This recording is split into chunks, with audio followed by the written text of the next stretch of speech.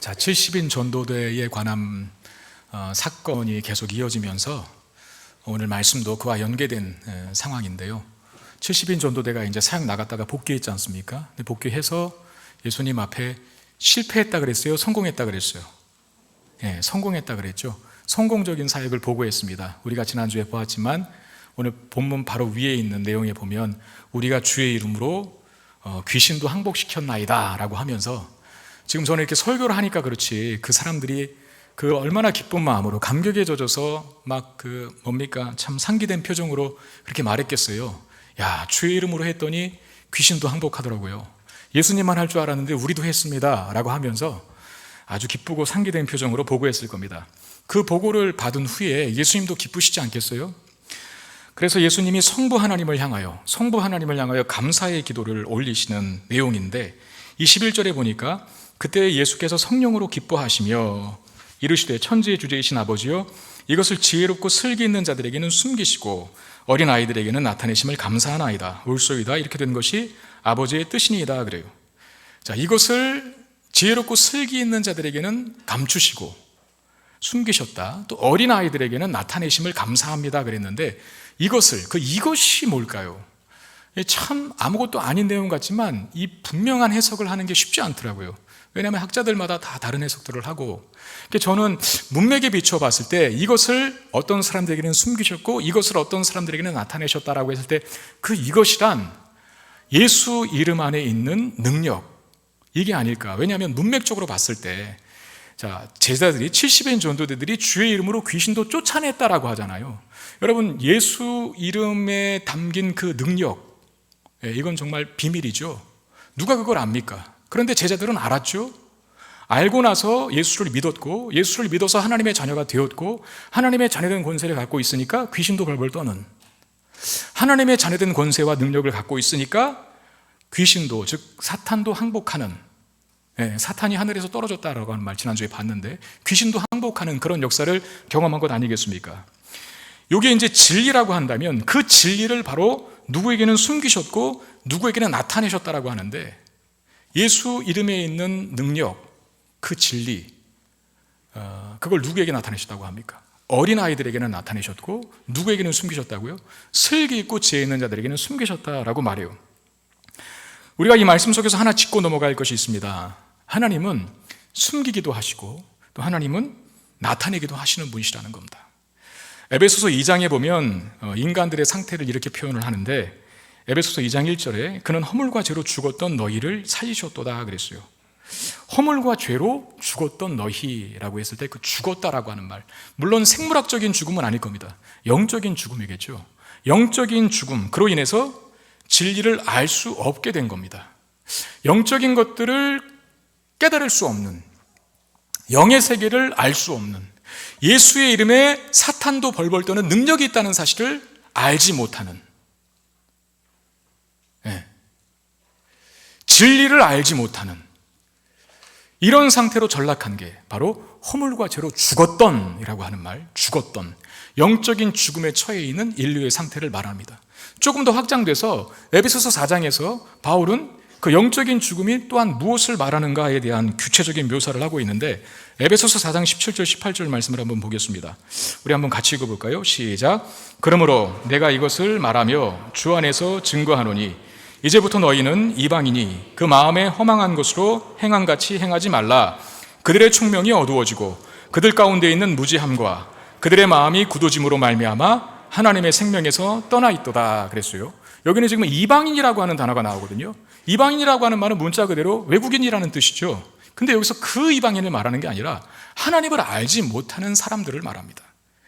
허물과 죄로 죽어서 영적인 것을 감지할 수 없는 이방인들, 하나님을 떠나 있는 이방인들, 그 사람들을 이 에베소 4장에서는 하나님의 생명에서 떠나 있는 자들이다, 하나님의 생명에서 떠나 있는 자들이다, 그렇게 묘사를 해요. 여러분, 나무가 한 그루 있는데 그 나무에 많은 가지들이 붙여 있지 않겠습니까? 근데 그 가지가 잘라져서 떨어져 있다라고 한번 생각해 보십시오.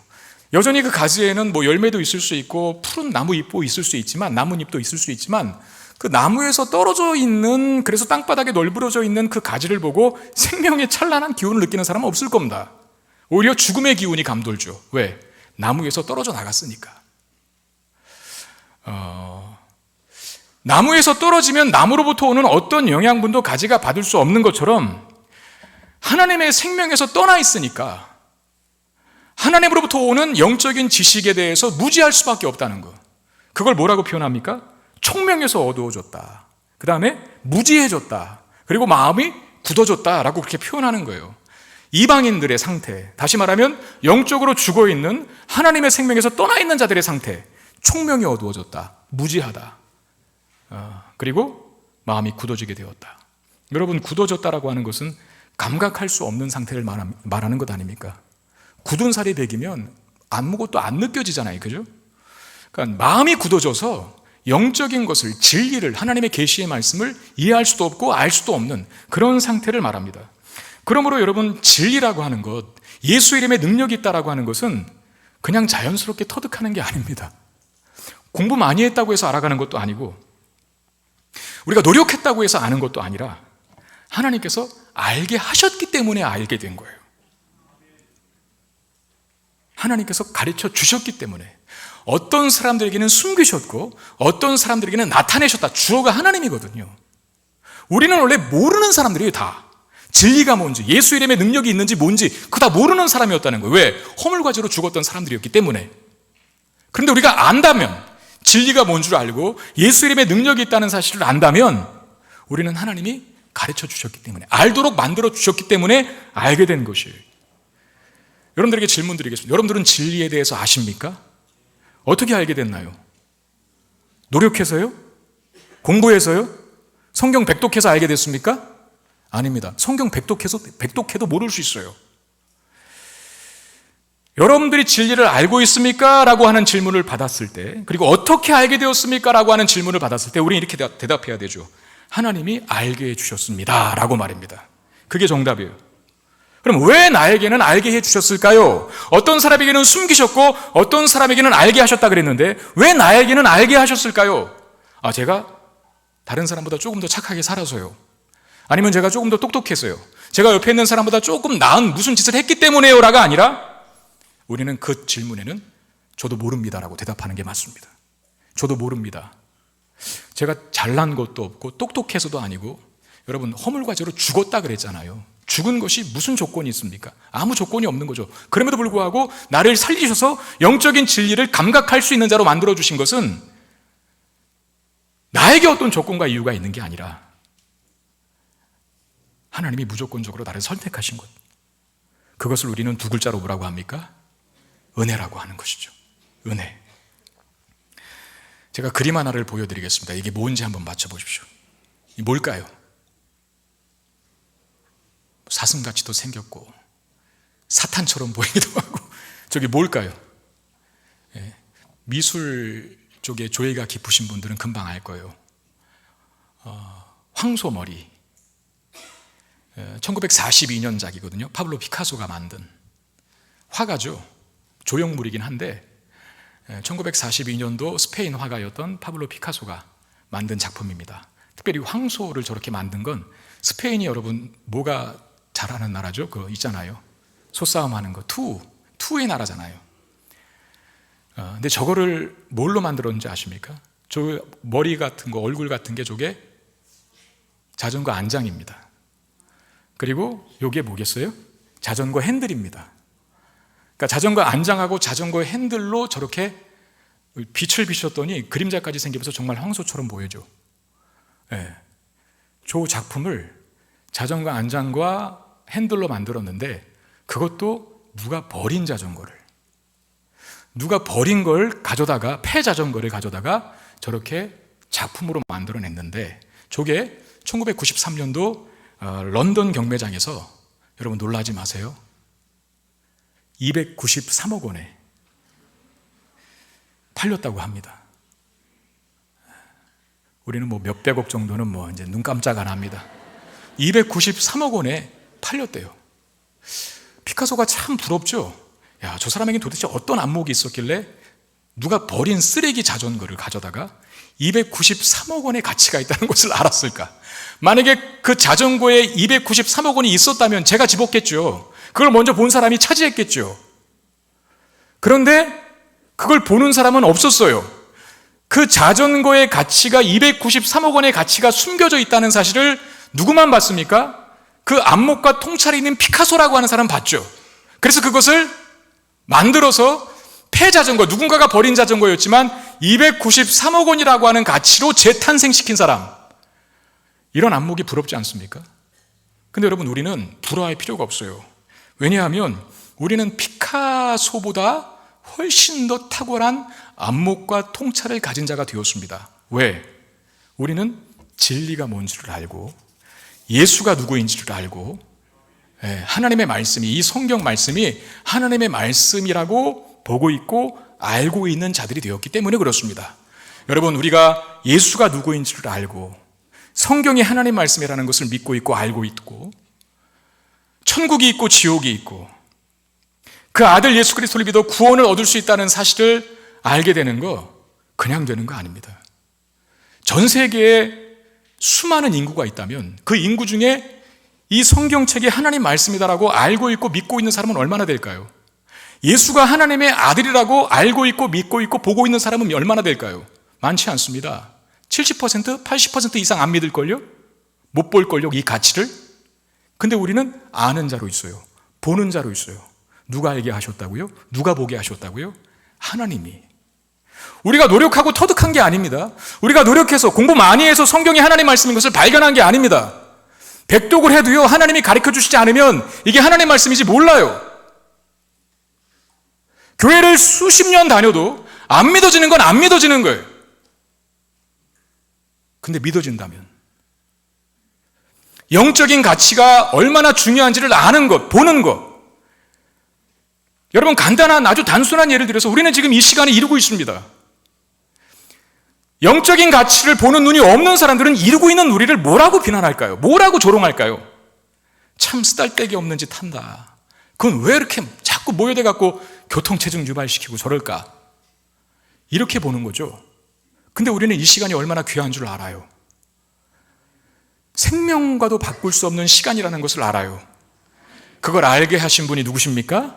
하나님이시라는 거죠. 여러분, 정말 선택받으신 사람들입니다. 진리가 뭔지를 알고 있고 예수가 하나님의 아들인 것을 보고 있다면 하나님이 가르쳐 주신 것이고 하나님이 알게 하신 것이고 그것은 나에게 주신 하나님의 특별한 관심과 사랑이라는 겁니다. 얼마나 나를 사랑하셨다면, 얼마나 나를 특별한 관심 속에 대우하셨다면 전 인구의 8명, 9명이 모르는데 10명 중에 8, 9명이 모르는 진리를 나 같은 죄인은 알게 하셨을까? 이 감사가 저절로 나와야 한다는 거죠. 진리에 대해서 감추시고 진리에 대해서 나타내실 수 있는 그 권한은 하나님께만 있습니다. 어떤 자들에게는 감추셨고 어떤 자들에게는 나타내셨다 그랬잖아요. 그렇습니다. 계시의 주권은 하나님께 있는 게 맞아요. 근데 여기서 우리가 하나 오해할 게 있을 것 같아요. 그게 뭐냐면 계시의 주권이 하나님께 있다 그래서 그 말이 자칫 우리를 운명론자로 만들 가능성이 있다는 건데 거기에는 여러분 경계하셔야 됩니다. 운명론이 뭡니까? 어차피 신이 정한 것이니까 인간의 노력과 의지는 아무 의미 없고 아무 소용없다라고 하면서 아무것도 안 하고 있는 자들이 운명론자들이죠. 이슬람 믿는 사람들이 그런 말 자주 하지 않습니까? 알라의 뜻이다라고 하면서 아무것도 안 해요. 그건 아니죠. 운명론은 성경적 신앙관이 아닙니다. 성경적 신앙관은 하나님의 주권을 강조하는 동시에 인간의 선택과 책임을 또한 강조합니다. 그래서 오늘 예수님은 진리를 알게 된 자와 모르게 된 자의 각각의 특징이 무엇인지를 추가적으로 말씀해 주시는데, 자, 하나님께서 감추시면 못 아는 것이고 알려주시면은 누구도 알지 못하는 걸 알게 된다라고 말씀하시면서 진리를 알게 된 자와 모르게 된 자의 각각의 특징이 뭔가에 대해서도 말씀해 주시면서 우리가 취해야 될 태도와 자세에 대해서 가르쳐 주세요. 아까 뭐라 그랬습니까? 예수님께서 지혜롭고 슬기 있는 자들에게는 감추시고 어린아이들 같은 자들에게는 나타내셨다 그랬잖아요. 여러분, 지혜롭고 슬기 있는 자들이란 당시에 누구를 두고 예수님께서 하신 말씀드릴까요? 그 당시에 지혜롭고 슬기 있는 자들은 누굴까요? 자타가 공연하는 스스로 똑똑하다라고 말하는 사람 누굴까요?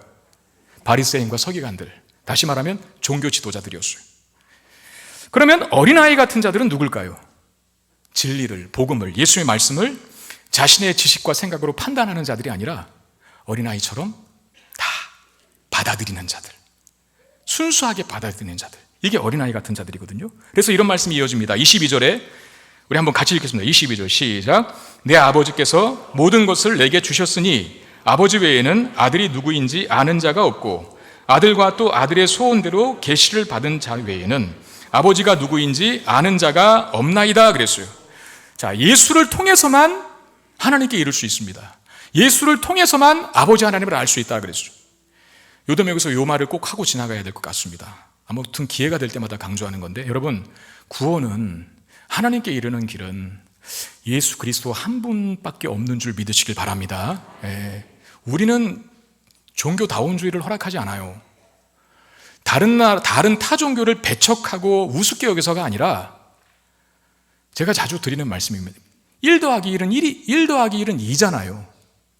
근데 1 더하기 1은 2인데 2도 되고 3도 되고 4도 되고 1.8도 되고 1.9도 되고 다 틀린 거거든요. 틀린 건 틀렸다고 해야지. 틀렸는데 맞다고 하면 되겠습니까? 성경이 분명히 말씀하시잖아요. 오늘 본문도 그 말씀인 거 하신 거예요. 아버지 외에는 나를 아는 자가 없고, 그러니까 예수를 하나님의 아들로 알았다면 하나님께서 가르쳐 주셔서 알게 됐다는 뜻이고, 나를 통하지 않고는 하나님을 알 수가 없다라고 하는 것은 예수를 믿어야만 하나님의 자녀가 된다는 뜻이에요.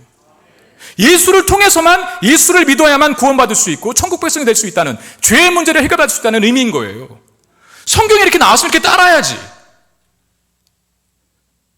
인간들이 뭐가 똑똑하다고 하나님 말씀 위로 자꾸 올라가려고 합니까? 똑똑한 자라면 그래서 감춰진다 하지 않습니까? 지혜롭고 슬기 있는 자들에게는 감춘다라고 하는 말, 안 받아들이는 거죠. 자기의 이성과 기준에 부합하면 이 말씀이 말도 안 되는 거라고 생각하거든요. 감춰지는 거죠. 근데 어린아이 같은 자들, 종교 지도자들은 예수 말씀을 안 받아들였어요. 그죠? 서기관과 바리새인들은 예수를 배척했죠. 예수님 말씀을 다 배격했지 않습니까? 그런데 어린아이 같은 자들 누굽니까? 병든 자들, 가난한 자들, 죄인들, 세리 같은 사람들, 나는 아무것도 아닙니다, 하나님 앞에서 낮은 자로 자처하는 자들은 예수를 다 받아들였어요. 마태복음 18장 2절 3절에 이런 말씀을 하셨습니다. 예수께서 한 어린아이들을 불러 그들 가운데 세우시고 이르시되 진실로 너희에게 이르노니 너희가 돌이켜 어린아이들과 같이 되지 아니하면 결단코 천국에 들어가지 못하리라. 어린아이들과 같이 되지 아니하면 천국에 들어가지 못한다. 1세기 당시 어린아이들은 낮은 자의 부류를 상징하는 대표적 상징 부류였죠.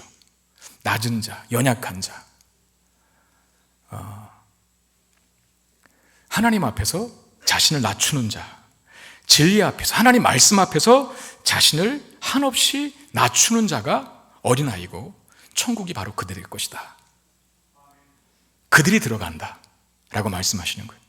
여러분, 이스라엘의 세 번째 왕이 누굽니까? 1대 왕이 사울이었고 2대 왕이 다윗이었고 3대 왕이 다윗의 아들인 솔로몬이었죠. 솔로몬이 3대 왕이 되는데 이스라엘의 세 번째 왕이 된 솔로몬이 그렇게 왕이 되는 과정이 사실 뭐 형통하고 순탄하고 그냥 바로 왕이 물려주고 이렇게 해서 된 게 아닙니다. 왜냐하면 솔로몬이 왕이 되기까지는 굉장히 험난한 과정들이 놓여 있었어요. 수많은 장애물들이 있었어요. 1차적으로 그는 서열상 안 됩니다. 자기 순서가 아니라는 거예요. 형이 있거든요. 그리고 출신 성분이 별로 좋지 않습니다. 왜? 솔로몬은 누구의 아들입니까? 아세요? 밧세바. 밧세바는 어떤 여인이었습니까? 목욕하고 있는 그 여인을 다윗이 보고 음욕을 품어서 끝내 간음죄를 범하지 않습니까? 그거 숨기려고 임신했는데 그거 숨기려고 지금 자신의 부하장수 충신인 우리아는 전쟁터에 가서 자기를 위해서 싸우고 있는데 그 밧세바의 남편 우리아를 죽여요. 살해 교사해서 다윗이. 네. 그리고 음행죄를 범해서 잉태한 아들, 밧세바가 잉태한 아들은 하나님이 심판하셔서 징계하셔서 7일 만에 데려가십니다. 응애하고 태어나는데 일주일 만에 죽어요. 다윗이 살려달라고 그렇게 간청했잖아요. 그런데 죽입니다. 그리고 나서 밧세바와 다시 동침을 해서 얻은 두 번째 아들이 솔로몬이에요.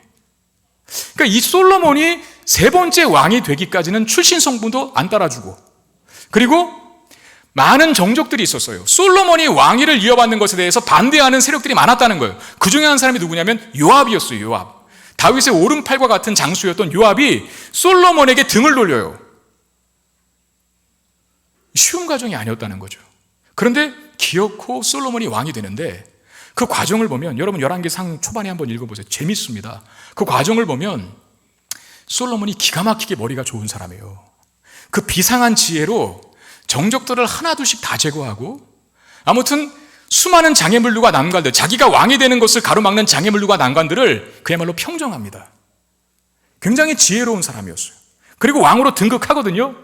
놀라운 건 그 다음 일인데, 왕으로 등극한 다음에, 명실공히 왕으로, 이스라엘 3대 왕으로 등극한 다음에 솔로몬이 제일 먼저 한 일이 1,000번제를 하나님 앞에 드리는 거였어요. 왜 1,000번제를 드렸을까요? 1,000번제를 드리면서 하나님 앞에 소원이 하나 있었죠. 그게 뭐냐면 지혜. 참 웃기죠? 이미 지혜가 있었던 사람이었거든요. 이미 머리가 좋은 사람이었거든요. 이미 똑똑한 사람이었거든요. 그럼에도 불구하고 하나님 앞에 그 지혜를 구하기 위해서 1,000마리의 제물을 잡아 한꺼번에 드립니다.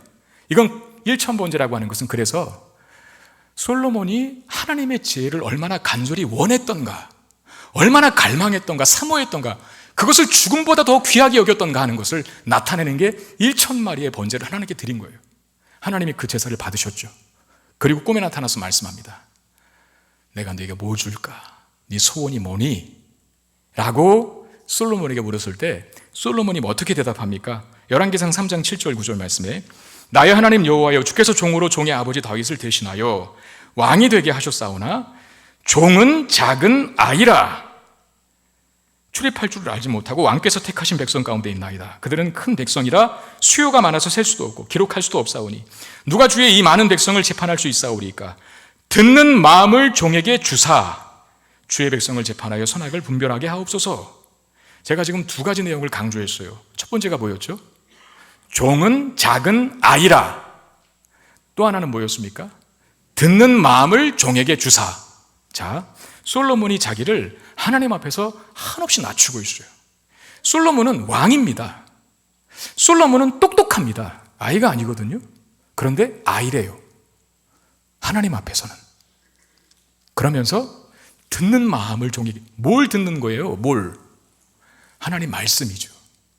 하나님 말씀을 듣는 마음을 나에게 달라. 하나님 말씀을 어린아이처럼 듣겠다는 겁니다. 여러분, 어린아이에게는 그런 특성이 있잖아요. 조금 부정적인 예이긴 하지만 왜 아이들이 납치를 잘 당합니까? 왜 유괴를 잘 당할까요?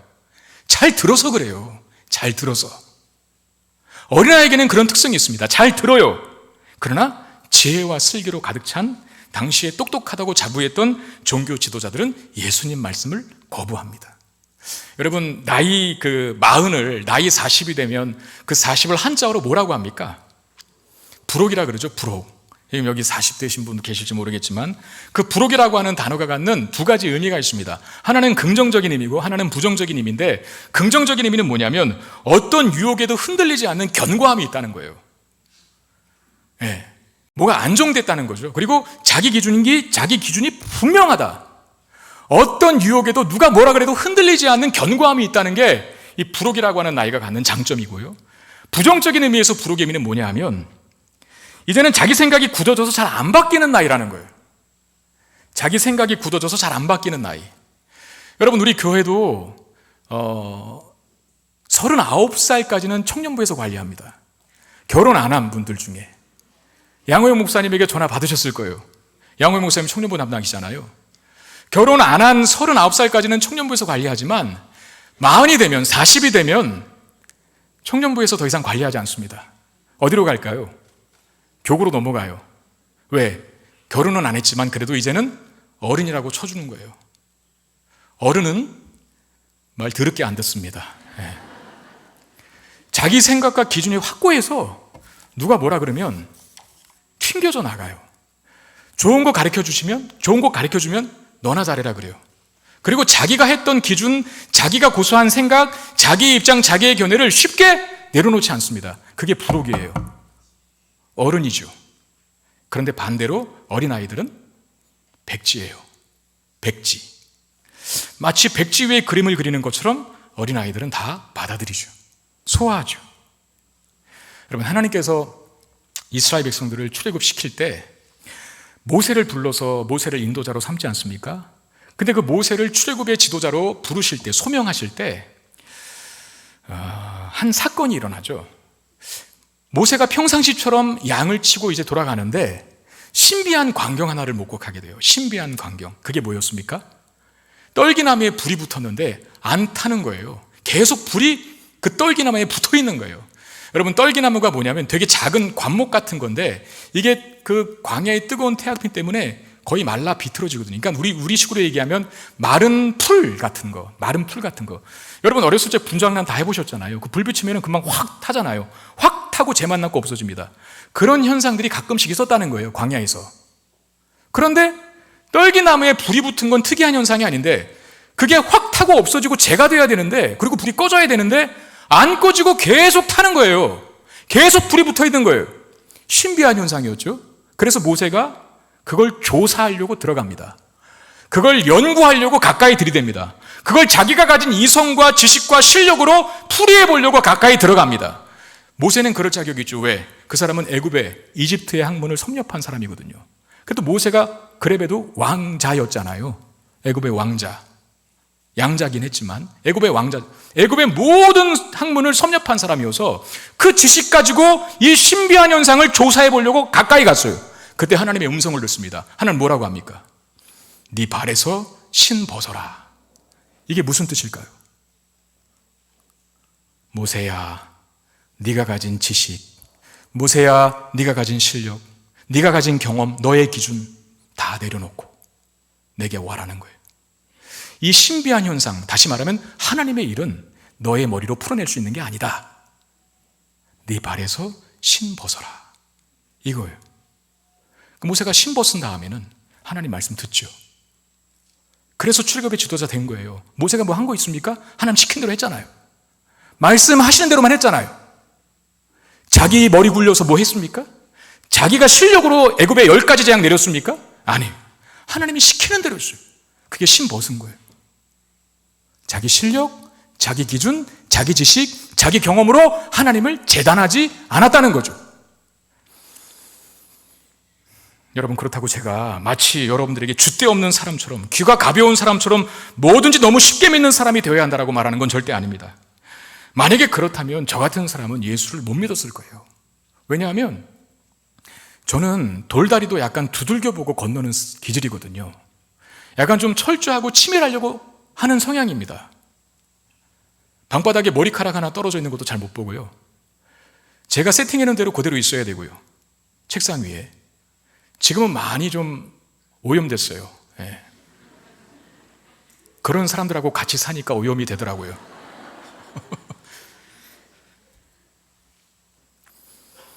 저보다 이 자리에 훨씬 더 이성적이고 냉철하고 계산적이고 내가 두 눈으로 보기 전에는 믿지 않겠다라고 그런 기질과 성향을 가진 사람 많거든요.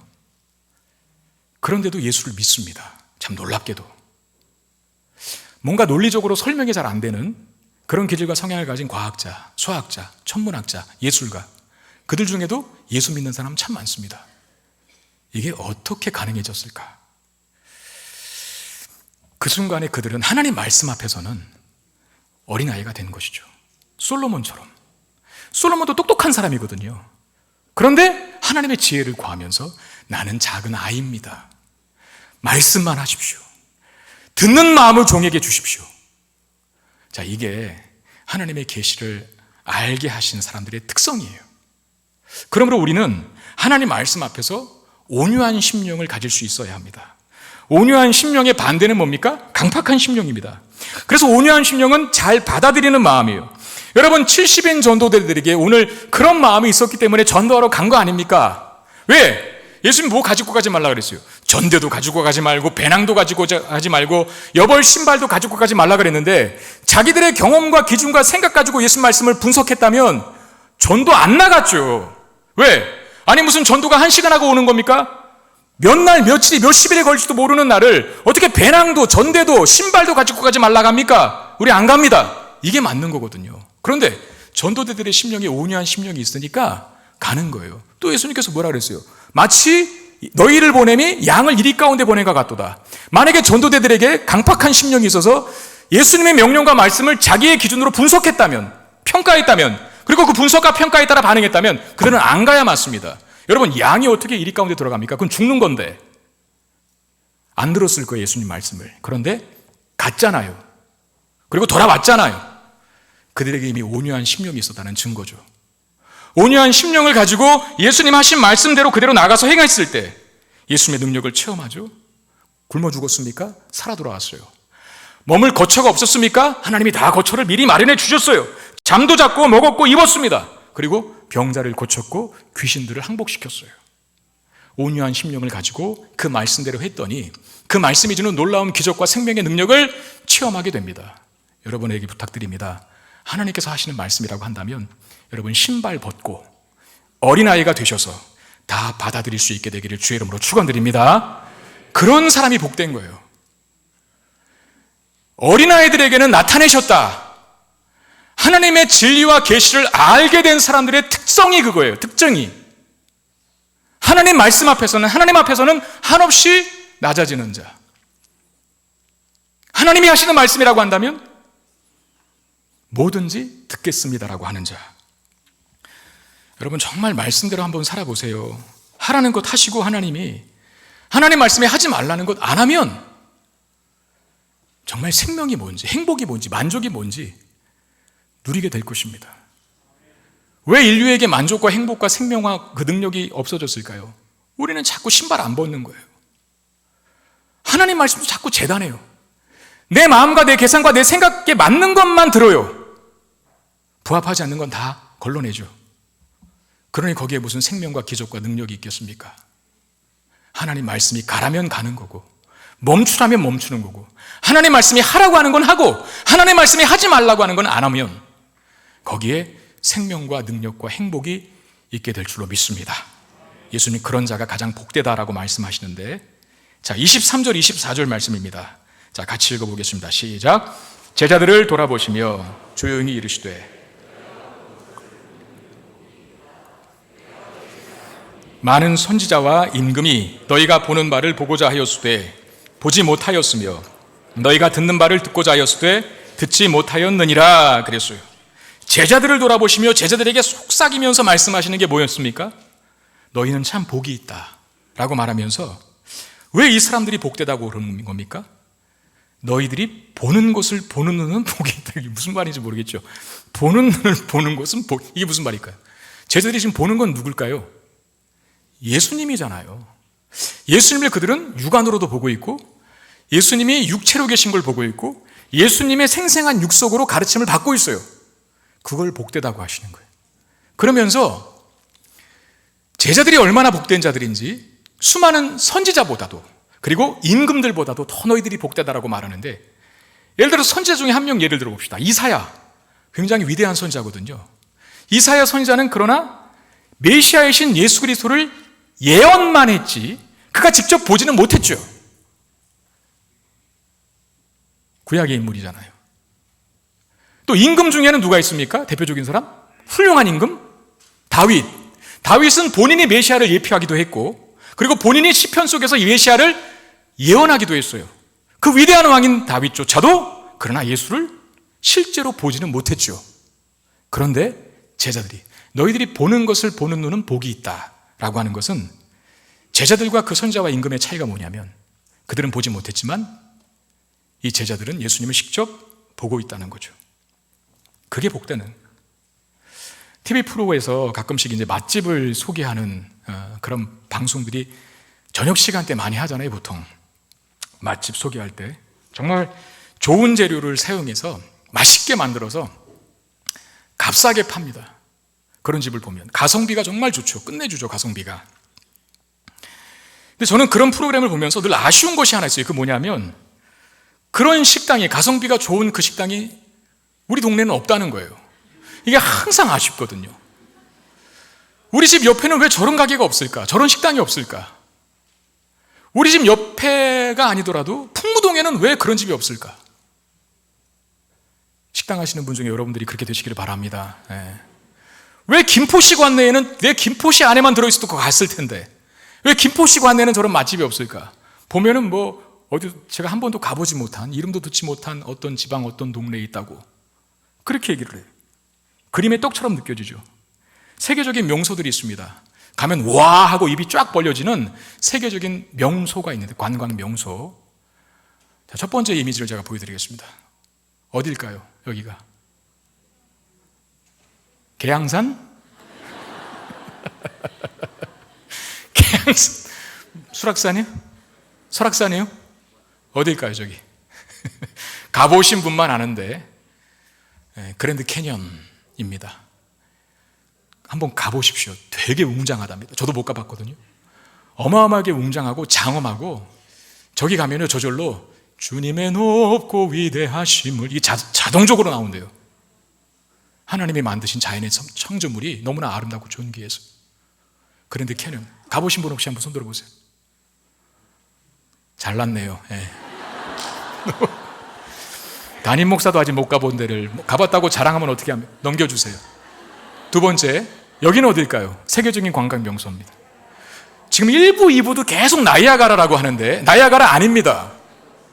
뭘까요? 이과수요? 빅토리아 폭포입니다. 빅토리아 폭포인데, 제가 어느 저런 관광 명소를 찾아다니는 프로그램 본 적이 있어요. 우산 쓰고 있습니다. 근처에 굉장히 떨어져 있음에도 불구하고 비가 소낙비처럼 엄청나게 되는데, 그게 비가 아니라 물이 하도 많아서 수증기들이 아주 강력한 소낙비처럼 떨어져서 우산을 쓰고 있어도 몸이 다 젖어요. 우산에 우비를 같이 입고 있어요. 안 젖는. 저기 가면 정말 장엄하답니다. 그 장관이 정말 입을 다물지 못하게 만든다. 여기 가보신 분, 저기 한 분 계시네요. 네. 자, 넘겨주세요. 자, 마지막입니다. 여기는 어딜까요? 제가 사실 디즈니랜드를 할까 하다가 우리나라는 한 번도 소개하지 않은 것 같아서 우리나라에 있는 데입니다. 어딜까요? 에버랜드입니다. 에버랜드. 가보셨습니까? 죽기 전에 가보시길 바랍니다. 좀 돌아다녀 보세요. 좀 다들 목사님 닮으셔서 그냥 나는 집과 교회밖에 모릅니다 그러고 사시는 것 같은데 좀 다니세요. 그랜드 캐년도 한번 가보시고, 죽기 전에. 그리고 아까 뭐라 그랬죠? 그거? 빅토리아 폭포도 한번 다녀보시고, 에버랜드도 가보시고. 저도 두 군데는 아직 못 가봤습니다. 죽기 전에 한번 가보려고 합니다. 여러분, 저런 데 알잖아요. 저는 그랜드 캐년이 어떤 곳인지도 알고, 빅토리아 폭포가 어떤 곳인지도 알고, 그리고 에버랜드가 어떤 곳인지도 알거든요. 그런데 내가 직접 가봐서 아는 것과, 직접 눈으로 보고서 아는 것과, 누구한테 들어서 소문으로 아는 것은 그 느낌의 강도가 같을까요? 다를까요? 다르죠. 지금 예수님께서 하시는 말씀 다 그겁니다. 너희가 보는 것을 보는 눈이 복이 있다. 이스라엘 왕과 지도자, 이스라엘의 선지자들, 선생들은 이렇게 하지 못했다. 그러나 너희들은 그들이 그토록 염원했던 나를 직접 눈으로 보고 있고 생생한 육성으로 나의 가르침을 듣고 있다. 이렇게 말하는 겁니다. 그러면서 너희들이 복이 있다. 그러니까 여러분, 가장 큰 복은 제자들이 예수님을 곁에 두고 있다는 것. 이게 가장 큰 복이라는 거예요. 그러면 우리는 1세기 당시 예수님을 생생하게 몸으로 보고 있고 육안으로 보고 있고 육성으로 가르침을 받고 있는 제자들을 우리가 부러워해야 합니까? 아니면 1세기 당시에 예수님이 직접 보았던 제자들이 지금 우리를 부러워해야 할까요? 당시 제자들은 예수님과 함께 있었죠. 그러나 육체로 계신 예수님이셨기 때문에 때로는 떨어져 있을 때도 있었습니다. 그러나 지금 우리는 함께 하시는 정도가 아니라 아예 우리 안에 들어와 살고 계십니다. 제 말이 아닙니다. 성경이 고린도전서 3장 16절, 너희는 너희가 하나님의 성전인 것과 하나님의 성령이 너희 안에 계시는 것을 알지 못하느냐. 하나님의 성령이 1위 성부, 2위 성자, 그 위는 등수가 아니라 자리 위자입니다. 위. 성부와 성자와 성령 하나님, 삼위 하나님 동등하신 분이요. 그 성령 하나님이 우리 안에 들어와 계신대요. 그러면 우리가 제자들을 부러워해야 합니까? 제자들이 우리를 부러워해야 합니까? 제자들이 우리를 부러워해야죠.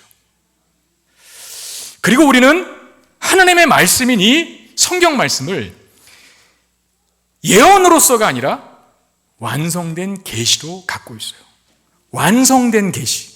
여러분, 누구도, 이 제자들도 성경을 완성된 계시로 갖고 있지는 못했습니다. 그리고 성경을 13권이나 쓴 바울조차도 성경을 완성된 계시로 갖고 있지는 않았어요. 근데 우리는 신구약 66권 완성된 성경을 갖고 있습니다. 우리가 예수를 믿게 된 것이 복이고, 성령 하나님을 소유하게 된 것이 복이고, 완성된 계시의 말씀인 성경 하나님의 성경책, 성경 말씀을 갖고 있는 것이 복인 줄 믿으시길 바랍니다. 그러니까 우리가 정말 감사할 게 얼마나 많은 거예요. 오늘 본문도 사실 예수님의 감사기도거든요. 감사기도. 하나님 감사합니다. 뭘 감사해요? 제자들로 하여금 예수를 믿게 하시고, 하나님의 자녀로 불러주시고, 사탄도 이길 수 있는 권세와 능력을 주시고, 저들로 하여금 구원과 승리를 경험하게 해주신 하나님 감사합니다라고 고백하고 하는 기도가 바로 오늘 본문의 예수님의 기도거든요. 우리도 다 경험했고 경험하고 있는 것들입니다. 우리도 예수를 믿었고 하나님의 자녀가 되었고, 사탄도 귀신도 벌벌 떠는 권세와 능력을 가지고 있고, 이 땅을 살면서 여전히 구원과 승리를 누리며 경험하고 사는 사람들이 우리들입니다. 그러면 우리 또한 예수님께서 하나님 앞에, 성부 하나님 앞에 올려드렸던 이 감사의 기도와 고백을 우리 또한 당연히 올려드려야 함이 마땅한 것 아니겠습니까? 제가 두 가지 이야기를 들려드리고 마치려고 합니다. 두 가지 이야기를 들려드릴게요. 잘 들어보시고요, 나는 어디에 속했는지 오늘 점검하시고 진단하셔서 제대로 바꾸시기를 바랍니다. 첫 번째 얘기입니다. 한 심리학자가 특이한 실험을 했대요. 어느 동네의 한 구역을 택해서 집집마다 매일 $100씩을 갖다 놓은 후에 그 결과를 관찰하기로 한 겁니다. 실험 첫날 사람들은 저 사람 미친 사람 아닌가라고 하면서 의구심에 가득 찬 눈빛으로 바라보다가도 돈을 두고 갔으니까 그걸 집어 갖고 갑니다. 3일이 지났습니다. $100씩 집 앞에 놓고 가는 사람 이야기로 동네가 떠들썩했습니다. 야, 너 그 사람 만났어? $100 가지고 갔어? 오늘도 받았어? 라고 하면서 얘기하는데, 그리고 2주가 지났어요. 2주쯤 되자 현관 앞에 나와 돈을 기다리는 사람이 생기기 시작했어요. 그리고 3주쯤 되자 돈을 받는 걸 이상하게 여기지 않게 되었습니다. 그리고 4주차가 되었을 때는 아주 당연한 것처럼 돈을 집어 가는 거예요. 실험 기간 한 달을 그 실험했는데, 실험 기간이 한 달이 끝나자 이 심리학자가 돈을 집 앞에 놓지 않고 그냥 동네를 지나갔습니다. 동네 사람은 어떤 반응을 보였을까요? 매우 불쾌해하면서 왜 오늘은 안 주고 가느냐라고 따져 묻기 시작했답니다. 처음에는 감사하게 생각했죠. 그리고 당연하게 생각했고, 당연함에서 당황함으로, 그리고 마지막에는 분노로. 또 하나의 얘기를 들려드리겠습니다. 한 외국계 기업에서 직원을 채용했는데 빈자리가 한 자리밖에 없어서 최종적으로 한 명만 뽑아야 되는데 5명이 남게 된 거예요. 최종적으로 후보가 1차, 2차 면접을 거친 후에도 5명의 지원자가 남았는데, 그 인사 담당 책임자가 그들에게 3일 안에 최종 당락 결과를 발표해 드릴 테니까 집으로 돌아가라고 통보했어요. 이 지원자들이, 5명의 최종 남은 지원자들이 각각 집으로 돌아가서 초조한 마음으로 이 인사 책임자의 결과를 기다리고 있었는데, 다음 날 한 여성 지원자가 회사로부터 이메일을 하나 받게 됩니다. 이메일. 그 이메일에는 이런 내용이 적혀 있었어요. 저희 회사에 지원해 주셔서 감사합니다. 그러나 안타깝게도 귀하는 이번에 채용되지 않으셨습니다. 인원 제한으로 인해 귀하처럼 재능 있고 뛰어난 인재를 모시지 못하게 된 점 매우 애석하게 생각합니다. 귀하의 서류는 빠른 시일 안에 우편으로 보내드리겠습니다. 앞으로 하시는 모든 일이 잘 되기를 기원합니다. 감사합니다. 이런 내용의 메일을 받은 거예요. 떨어졌으니까 이제 그 여자가 마음이 아팠는데, 한편으로는 메일을 너무 정성껏 잘 보내주셔서, 회사 차원에서 메일을 너무나 정성껏 잘 보내주시고 위로가 되어서 그 회사에다가 감사의 답장을 다시 보낸 겁니다. 그런데 3일째 되던 날, 그녀가 뜻밖에도 회사로부터 합격을 알리는 전화를 받았습니다. 나중에 알고 보니까 그녀가 받았던 불합격 통지 메일이 마지막 시험이었던 거예요. 5명의 지원자 모두 그녀와 똑같은 메일을 받은 거예요, 회사로부터. 그런데 감사 메일을 보낸 사람은 그 여성 하나밖에 없었어요. 그녀만 됐습니다. 싫어합니다. 자, 첫 번째 얘기를 제가 했고 두 번째 얘기를 했습니다. 여러분들은 어느 편에 있습니까? 하나님 왜 이거 안 줘요? 우리가 받은 게 얼마나 큰데. 처음에는 감사했다가, 당연하게 여겼다가, 안 주니 당황했다가, 또 안 주니 분노하는 이런 모습은 아닙니까? 그런데 작은 것 하나에도 감사하며 하나님 앞에 감사를 표하고 있습니까? 분명한 건 하나님 앞에 감사 기도와 감사의 고백을 하는 자에게 하나님은 충만한 기쁨을 허락하신다는 겁니다. 오늘 예수님께서 성령으로 기뻐하사 우리 하나님 앞에 감사의 기도를 올려드렸다 그랬어요. 여러분들의 삶에, 여러분들의 인생, 여러분들의 마음에 기쁨이 사라졌나요? 즐거움이 사라졌습니까? 무엇 때문인지 진단해 보세요. 하나님 앞에 감사를 잘 안 하지 않나요? 다 잃어버리지 않으셨나요? 오히려 분노하고 살지는 않나요? 오늘 추수감사주일을 기점으로 해서 우리 안에 잃어버렸던 감사를 다시 회복할 수 있게 되기를 주의 이름으로 축원드립니다. 우리 안에 충만한 기쁨이 넘치게 될 것입니다. 우리 이 감사를 다시 한번 회복하자라고 하는 마음을 담아서 내가 회복해야 될 감사가 무엇인지 우리 찬양하면서 또 묵상하면서 그렇게 하나님 앞에 내가 정말 잃어버린 감사를 회복하기를 원합니다. 우리 그런 마음을 담아 찬양하기를 원하는데, 우리가 찬양할 때 또 묵상으로 기도할 때 우리 안에 잃어버렸던 감사가 회복돼서 우리 안에 충만한 기쁨이 다시 우리의 삶을 지탱하는 힘이 되기를 원하는 마음으로 함께 찬양하겠습니다.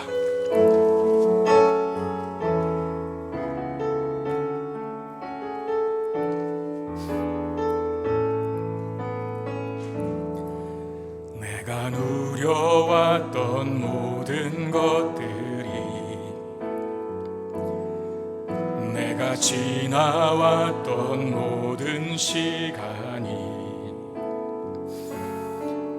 내가 걸어왔던 모든 순간이 당연한 것 아니라 은혜여. 아침 해가 뜨고 저녁에 노을, 봄의 꽃향기와 가을의 열매,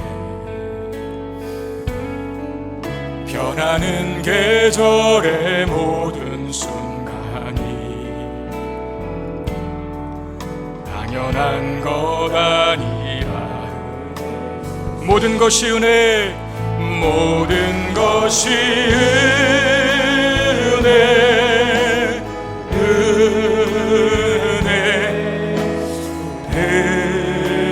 은혜, 한없는 은혜.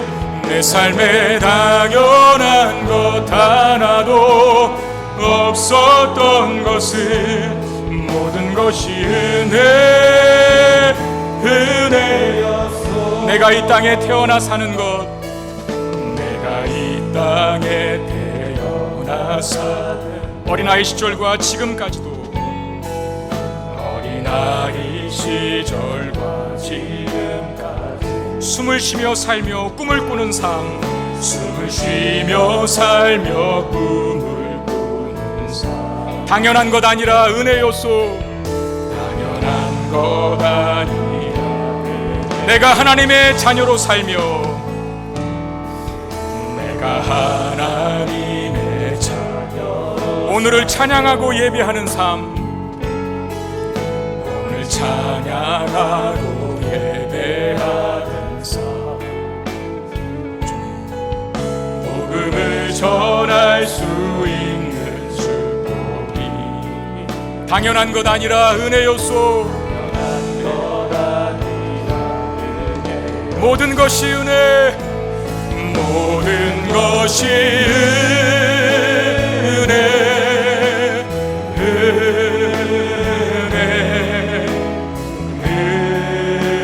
은혜, 한없는 은혜. 내 삶에 당연한 것 하나도 없었던 것을 모든 것이 은혜, 모든 것이 은혜, 모든 것이 은혜,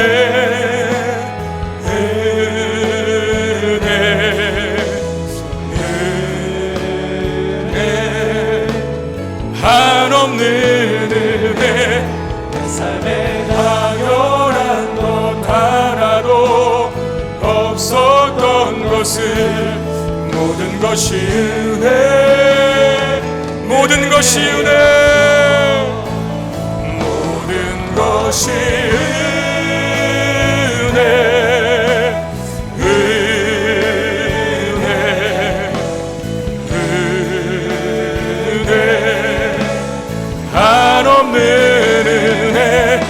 내 삶에 당연한 것 하나도 없었던 것을 모든 것이 은혜. 다시 한번 하나님 앞에 진심으로 고백합시다. 모든 것이 은혜.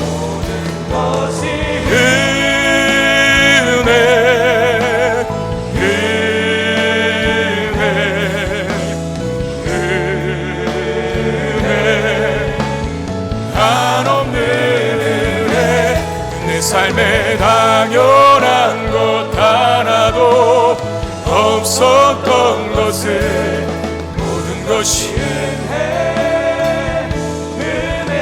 은혜였소. 우리 시간 잠잠히 한번 우리 묵상하면서 우리 생각하면서 기도합시다. 내가 잃어버렸던 감사가 무엇인지, 내가 하나님의 자녀가 되었고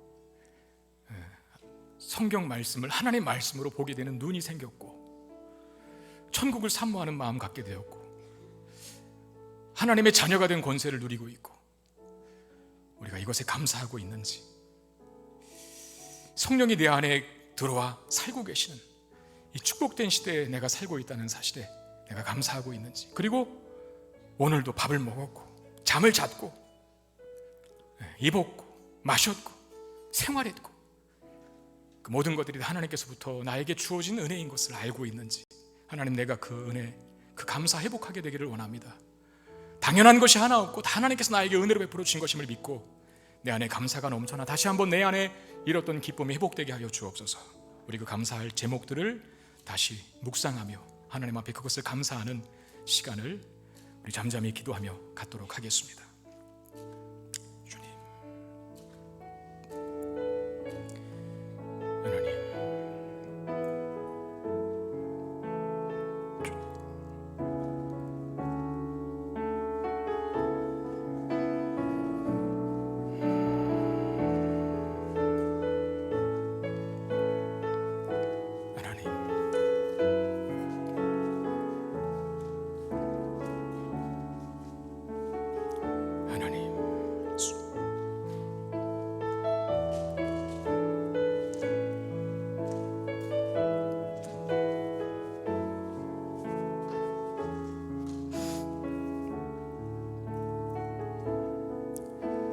주님,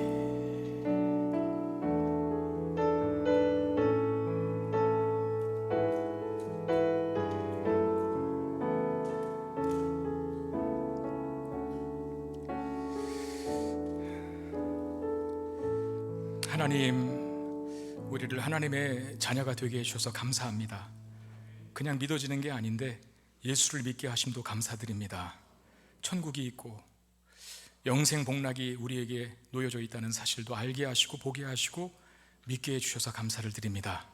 우리는 압니다. 우리가 이 땅을 사는 동안에 우리에게 주어진 이 모든 필요들을 채우신 분이 하나님이라는 사실을, 그 하나님께 감사를 다시 드리오니 우리 안에 묻혀져 있던, 또 당연한 것으로 알게 되었던, 어느 순간에 분노로 바뀌었던 감사하지 않은 강박한 심령이 다시 한번 변화되어서 감사를 회복하고 그로 인하여 기쁨을 누리는 삶을 살아갈 수 있는 우리 모두가 되게 해 주시옵소서.